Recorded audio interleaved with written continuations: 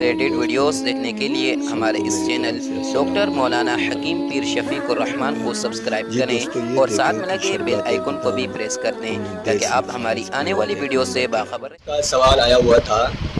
کہ انہوں نے یہ پوچھا کہ مرنے والوں کی طرف سے قربانی کرنا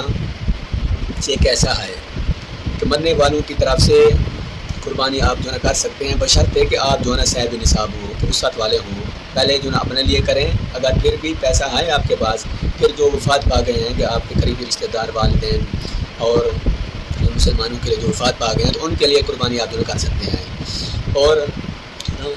ایک کتاب میں میں نے دیکھا کہ حضرت انس رضی اللہ تعالیٰ عنہ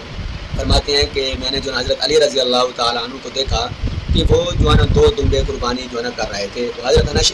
رضی اللہ تعالیٰ عنہ فرماتے ہیں کہ میں نے کہا کہ یہ 2 دمبے کس طرح آپ جو ہے قربانی کر رہے ہیں؟ تو جو حضرت علی رضی اللہ تعالیٰ عنہ نے فرمایا کہ نبی کریم صلی اللہ علیہ وسلم نے مجھے وصیت فرمائی تھی، اس لیے ایک میں جو ہے اپنے لیے کر رہا ہوں قربانی، ایک جو ہے سرکار دو عالم صلی اللہ علیہ وسلم کے واسطے جو ہے نا